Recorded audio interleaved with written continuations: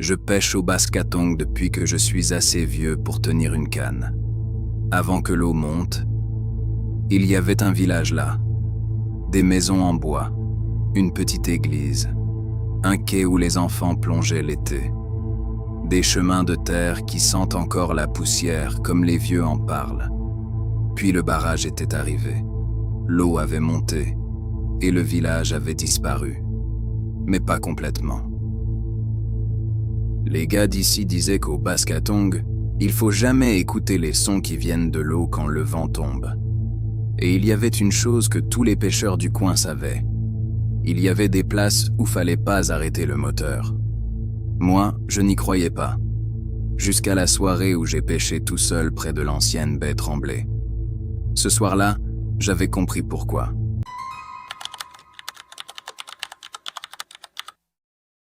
J'étais seul sur l'eau. Le soleil venait de disparaître et le réservoir était lisse comme un miroir. Pas une vague, pas un huard, rien, juste le silence. Le genre de silence où même le vent semble fatigué. J'étais directement au-dessus de l'ancien village. Le village noyé. Je le savais. Je dérivais juste au-dessus. Je ne voyais rien évidemment, juste de l'eau noire. Mais je le sentais. Mon sonar montrait des lignes droites, des angles pas naturels pour un lac, des formes immobiles. J'avais coupé le moteur pour lancer ma ligne, et immédiatement, le silence était devenu trop lourd. Pas d'oiseaux, pas de vagues. Comme si j'étais stationné au-dessus de quelque chose qui devrait pas être là. Tout le monde le savait. On évitait cette place-là. J'avais senti un malaise monter en moi. Même l'eau semblait figée. Et là, j'avais entendu une cloche, une vraie cloche d'église. Loin, sous moi, j'avais regardé mon sonar. Profondeur, 32 mètres. J'avais voulu m'éloigner, sauf que le moteur avait refusé de démarrer. C'était à ce moment-là que j'avais entendu un autre bruit. Un long frottement sous la chaloupe. C'était pas un poisson, parce que c'était trop large, trop long. Ça glissait lentement contre la coque de ma chaloupe. Je m'étais penché pour regarder, mais l'eau était noire. Et j'avais vu un mouvement. Rapide, trop rapide. J'avais vu une forme pâle qui disparaître aussitôt. J'avais reculé. Il y avait eu un autre mouvement. De l'autre côté du bateau cette fois-là. Puis un troisième.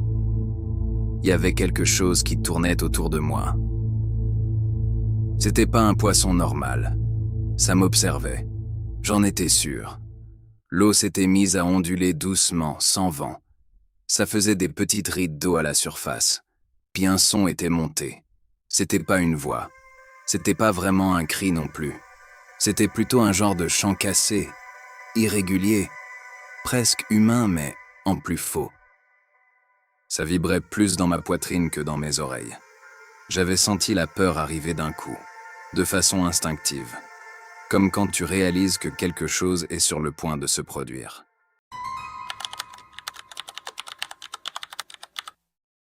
Une tête était sortie de l'eau à quelques pieds de mon bateau. À peine une seconde. Mais c'était assez pour que je voie. Ça avait une peau pâle. Trop pâle. Des cheveux collés sur le visage, des yeux fixes. Immobile. Elle n'avait même pas cligné. Pas même une fois. Puis elle avait replongé. Mon cœur cognait tellement fort que j'entendais plus rien d'autre. L'eau autour de ma chaloupe bougeait maintenant de partout. Plusieurs formes. Rapides. Trop rapides. Mais silencieuses. Puis, quelque chose avait frappé sous mes pieds. La chaloupe avait légèrement levé. J'avais lâché un juron puis j'ai tiré sur le démarreur. Rien. Puis encore un coup sous la coque. Plus fort. Le chant étrange avait repris. Mais plus proche cette fois. Et plus nombreux. C'était pas un son d'animal, mais pas un son d'humain non plus. C'était plutôt quelque chose entre les deux. Et là, j'avais compris une chose. Peu importe ce que c'était, ça voulait pas que je parte.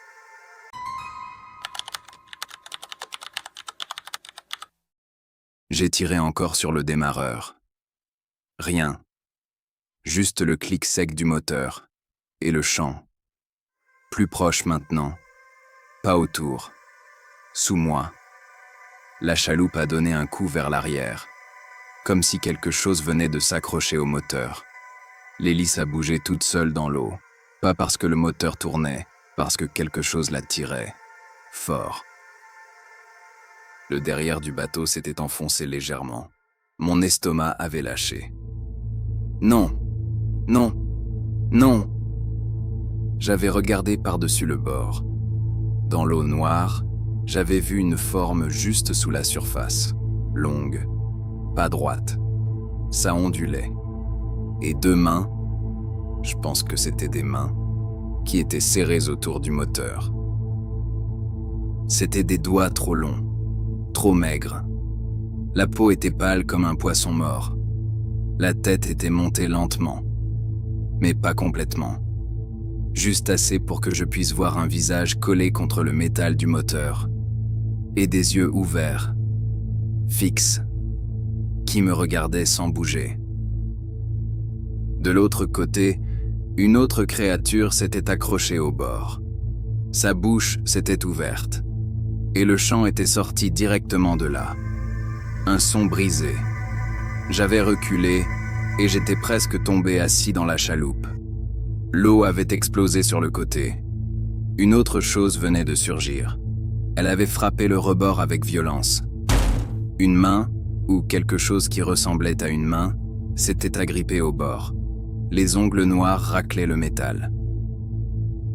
La chaloupe avait tangué dangereusement. J'avais vu un visage monter, avec les cheveux collés sur le crâne. La peau était lisse, trop pâle. Ça avait un sourire beaucoup trop large. Pas un sourire humain. Ses yeux ne clignaient même pas. Jamais. Elle essayait de monter. Ses bras se pliaient d'une façon pas normale pour essayer de tirer son corps hors de l'eau. Derrière elle, d'autres formes tournaient rapidement. Je les voyais passer. Encore et encore. Le chant était devenu aigu, pressant, affamé. Quelque chose avait tiré brutalement sur le moteur. La chaloupe avait pivoté d'un coup sec. Et j'avais compris. Ils essayaient de me retenir pendant que l'autre montait.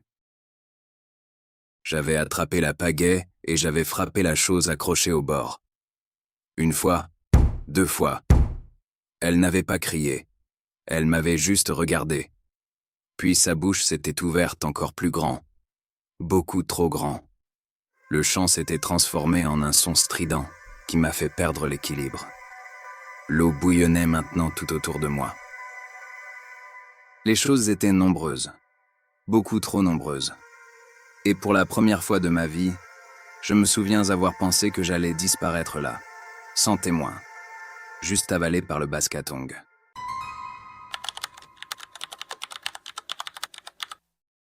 La chose était encore accrochée au bord. Ses doigts glissaient lentement vers l'intérieur de la chaloupe. Derrière moi, le moteur tirait vers le bas. Quelque chose le retenait. Le chant continuait, aigu, insupportable. La chose était si proche de moi que je pouvais sentir son odeur. Eau stagnante. Vase. C'était dégueulasse. J'avais frappé encore avec la pagaie, direct sur la tête. Le coup avait sonné creux. Pas un cri, juste ce regard fixe. Sa bouche s'était ouverte lentement. Elle avait lâché prise et était tombée à l'eau. Et toutes les autres ont arrêté de chanter. Silence total. Il y avait juste le clapotis de l'eau, comme si elles attendaient. Je ne savais pas pourquoi.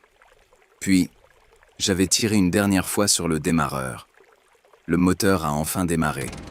Un rugissement brutal qui a déchiré le silence. Instantanément, l'eau s'était mise à bouillonner. J'ai mis le gaz au fond sans réfléchir. La chaloupe avait enfin décollé. J'entendais leur chant, furieux maintenant, mais lointain. J'avais gardé le moteur au maximum. Puis, plus de chant. Juste le bruit du moteur et le vent. J'ai ralenti un peu. J'ai osé regarder derrière. Plus rien.